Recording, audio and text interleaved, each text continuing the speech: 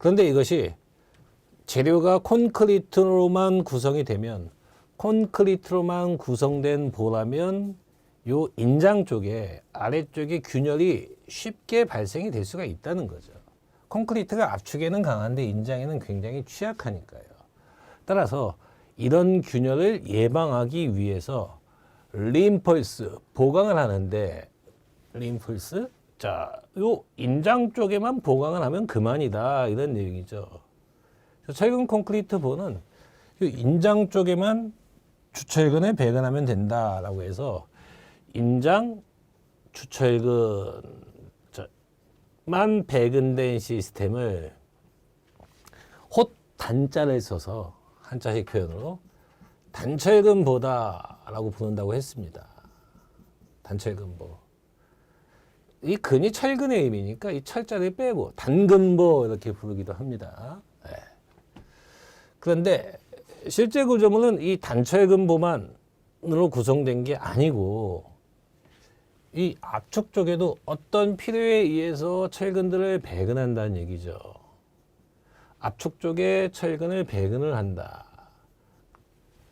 거기에다가 이제 마지막으로 최종적으로 한 바퀴 삥 폐쇄 형태로 이렇게 감싸고 있는 철근 있죠. 이렇게 감싸고 있는 철근. 얘를 전단 철근이라고 부르는 거죠. 네. 보일 때는 이제 스타럽이라고 부르는 거죠.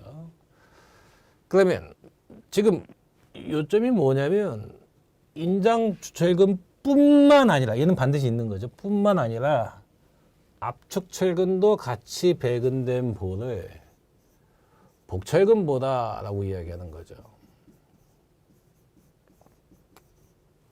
철자를 빼고 복근보라고 이야기합니다.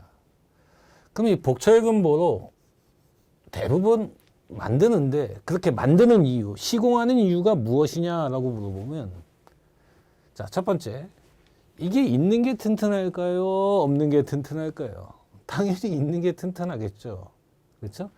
압축 철근의 내력만큼이 더 설계 휜 모멘트를 증가시킨다는 겁니다. 설계, 보호가 휜 모멘트를 견디는 거니까 설계 휜 모멘트, 설계 휜 모멘트 강도, 설계 휜 강도를 증진을 시킨다, 이런 얘기죠.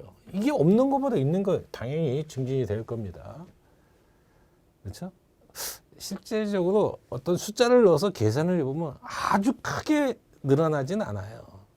근데 어느 정도 늘어나긴 하거든요. 그러니까 이제 이게 목적이 되는데, 지난 시간에 이야기했던 이 압축 철근의 주 목적은 이거 이외에 시간이 지났더니 오랜 시간에 걸쳐서 크리프와 건조 수축과 같은 소성 변형 현상에 대해서 장기 처짐이 유발이 되죠. 그래서 저 철근들을 배근을 하게 되었을 때 장기 처짐을 감소시킬 수가 있겠다. 자, 이렇게 이야기할 수가 있겠고요. 결국 강도가 증진이 되고 처짐이 증가가 되면 구조물이 파괴될 때까지 변형을 흡수할 수 있는 능력을 연성이라고 합니다. 연성. 덕틸리티, 덕타일 스트렝스. 연성이 증진이 된다라고 이야기해요. 자, 이런 세 가지 효과가 나온다는 겁니다. 복철근보로 시공을 하게 됐을 때요. 단철근보에 비한 복철근보의 특징은 설계 휜 강도 증가, 장기 처짐이 아니라 장기 처짐은 감소라고 해야 되죠. 감소. 그 다음에 구조물의 연성이 증진이 된다. 자, 이런 것들이 복철근보의 주요한 특징이다라고 보시면 되겠습니다.